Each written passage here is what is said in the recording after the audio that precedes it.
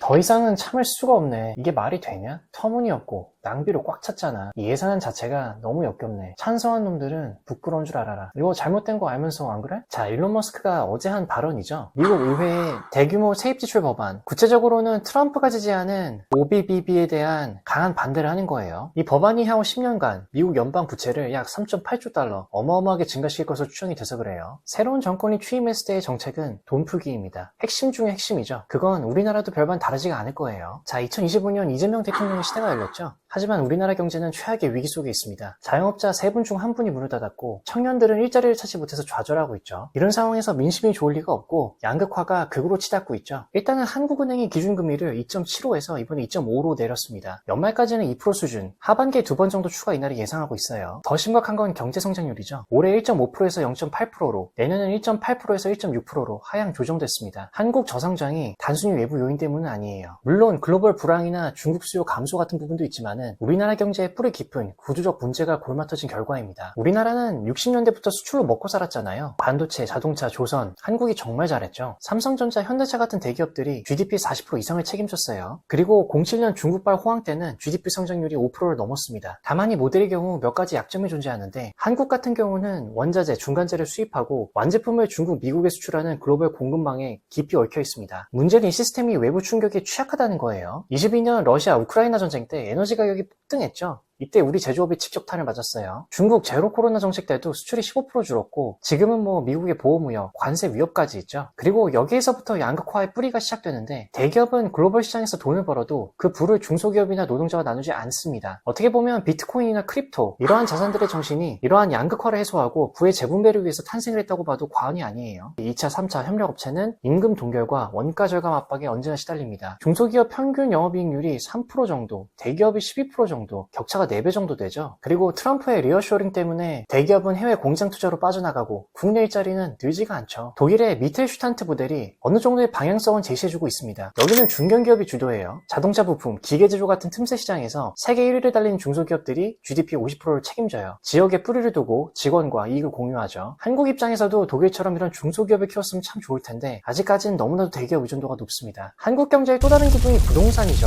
양극화의 정점에 있는 자산입니다. 가계 자산의 73%가 부동산에 묶여있고 서울 아파트 중위 가격이 12억을 넘었죠. 반면 지방은 미분양 7만 채, 악성 미분양 2.5만 채로 침체입니다. 사회 갈등의 도화선이 바로 여기에 있죠. 부동산 가격 상승의 원인으로는 여러 가지가 있죠. 낮은 보유세, 높은 거래세, 인구 양극화. 하지만 역시 정권마다 집값 하락을 두려워하기 때문에 금리 인하, PF 지원, LH 미분양 매입 이런 단기 처방이 남발됐습니다. 서울 집값만 오르고 지방은 더 망가지죠. 그리고 부동산 카르텔이 있는데 고위 공무원, 정치인, 건설사가 집값 하락 정책을 반대하죠. 결국 정권별로 이 폭탄을 돌리고 있어요. 2008년 이명박 정부 때부터 2025년 윤석열 정부 때까지 해결책으로는 과감한 개혁을 이룬 싱가포르 모델 정도가 있을 것 같은데 당연히 보유세 강화라든가 거래세 완화, 공급 확대가 이루어져야겠죠. 지역 균형도 중요할 것 같고요. 하지만 주요 포인트에 대한 개혁보다는 계속해서 미움을 받지 않을 정권별 폭탄 돌리기를 하고 있기 때문에 앞으로 우리나라가 보유세 강화와 공급 확대를 병행하지 않으면 일본과 비슷한 디플레이션 위험이 있습니다. 부동산 거품 붕괴로 일어난 잃어버린 30년이 있죠. 그리고 우리나라 경제는 이제 장기 저성장이 늪에 빠졌잖아요. 과거 10년 주기 호황은 다 외부 요인 덕분이었죠. 97년 IT 붐이라든가 07년 중국 호황, 17년 반도체 슈퍼사이클. 그런데 이제 중국 경제는 둔화되고 글로벌 보호무역은 심화되고 있어요. 미국과 중국은 서로 문을 걸어 잠그고 AI 와 휴머노이드 전쟁을 하고 있습니다. 결국 한국 GDP 성장률은 3%에서 2%, 2%에서 1%로 계속 레벨 다운되고 있어요. 결국에는 이 저성장이 다가오는 고령화에도 맞물리죠. 노후 불안의 악순환인 연금 체계에도 위기가 옵니다. 우리나라가 세계 최저 출산율이잖아요. 0.72명, 서울이 0.55명. 그리고 초고령 고령화를 겪고 있다 보니까 2060년에는 노동자 1명이 고령자 1명을 부양해야 됩니다. 여기서 또 다른 양극화의 갈등이 이 연금 체계가 세대 간 불평등과 불신을 키우고 있죠. 국민연금은 노동자의 납입금으로 운영되잖아요. 그런데 노동인구가 줄고 있으니까 연금 고갈이 불가피하죠. 기금 고갈 시점이 55년인데 당연히 저성장 경제에서는 연금의 투자 수익률도 낮아지죠. 국민연금이 주식 부동산에 투자하는데 성장률 1% 미만으로는 5% 수익률도 어렵습니다. 그래서 그렇게 미국 주식에 투자를 하는 거예요. 국민연금은 소득 비례 구조잖아요. 고소득자는 더 많이 받고 저소득자는 적게 받죠. 양극화로 소득 격차가 늘어나니까 연금 수령의 격차도 커지죠. 자영업자 비정규직은 연금 납입조차 어려워서 노후 빈곤층이 20년 대비 40%가 늘었습니다. 그리고 부동산 중심 경제다 보니까 불안을 계속 키우죠. 강남 아파트를 가진 60대가 임대소득으로 노후를 대비하지만 무주택자는 연금 50만 원에 의존해야 됩니다. 금리 인하로 집값이 오르면 자산 없는 노인은 더 큰 빈곤에 빠지죠. 그리고 강남 아파트를 가진 60대 노인분도 노후에는 세금 때문에 이분들도 문제입니다. 세대 간 불신이 가장 큰 문제인데 20, 30대는 연금을 세금으로 여기죠. 내가 낸 돈을 못 받는다는 불신이 팽배합니다. 기성세대는 이미 낸 돈을 돌려받으려 하고 있잖아요. 이게 지금 정말 큰 사회적 분열이죠. 프랑스의 연금개혁 시위도 세대 갈등의 전조였어요. 덴마크 같은 경우는 기본연금 모두 동일하죠. 그리고 직업연금, 소득 비례합니다. 이걸 결합해서 불평등을 줄였는데 또 최근 우리나라 공약 같은 경우에서도 부연금, 신연금 등 구분해서 납입을 하고 지급을 하는 새로운 결합 모델들이 나오고 있어요. 앞으로 어떤 구조가 나올지는 모르겠는데 이 연금개혁도 개혁이 필요한 커다란 숙제 중에 하나입니다. 자, 이제 이러한 상황에서 근본 정부의 핵심 정책, 어떻게 보면은 대부분의 신규 정부들의 정책은 돈풀기죠. 복지 확대,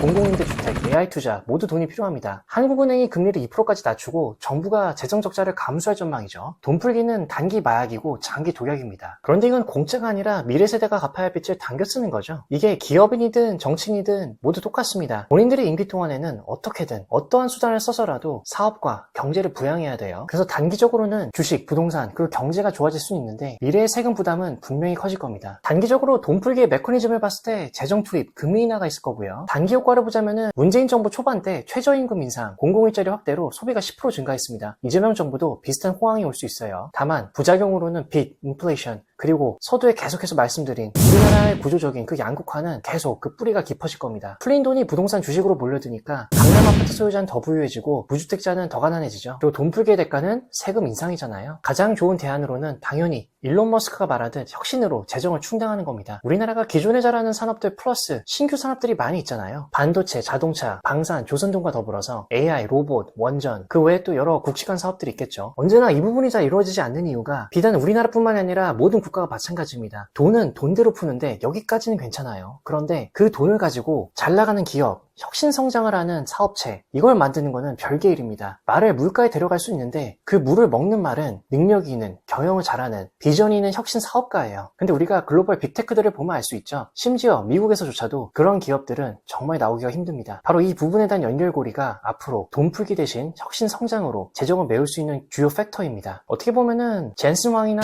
사티아 나델라, 샘 알트만이나 일론 머스크, 제프 베조스 같은 사람들을 계속 육성을 해야겠죠. 이러면 또 다시 교육 관련된 문제로 넘어가야 되기 때문에 끝은 없을 것 같습니다. 마지막으로 현재 이재명 정권의 역사적 맥락을 보자면은 민주당이 25년 현재 국회에서 과반 이상의 의석을 가지고 있죠. 역대급 의회 권력을 쥐고 있습니다. 굉장히 강력하죠. 입법 독주를 할 수 있고 사법 리스크를 방어할 수 있으며 재정 정책을 강행할 수 있습니다. 이렇게 한 당이 독재 체제로 치달을 경우에는 역사적으로 필연적 붕괴를 예고합니다. 우리나라에서는 박정희, 전두환 때 정권이 그랬고요. 세계사에서는 베네수엘라, 터키, 그리고 우리 바로 옆 일본 자민당이 그랬었죠. 장기 집권으로 부패, 혁신이 부재했었고 잃어버린 30년이 왔습니다. 특정 정당의 독재가 지속되면은 혁신 없는 정치 위험이 가능해요. 결국 절대 권력은 부패하고 국민 저항과 외부 압력으로 붕괴될 수 있습니다. 만약 근본 정권도 사법 리스크 관리로 권력을 집중하려고 할 때에는 이 패턴 반복이 가능해요. 국민 반발이 올 수 있고 내적 분열이 올 수 있으며 결국에는 또 조기 대선이 올 수도 있는 거죠. 근본 이재명 대통령 시대가 어떻게 보면은 우리나라의 경제적, 정치적, 민주주의의 분수령입니다. 뿌리 깊은 양극화를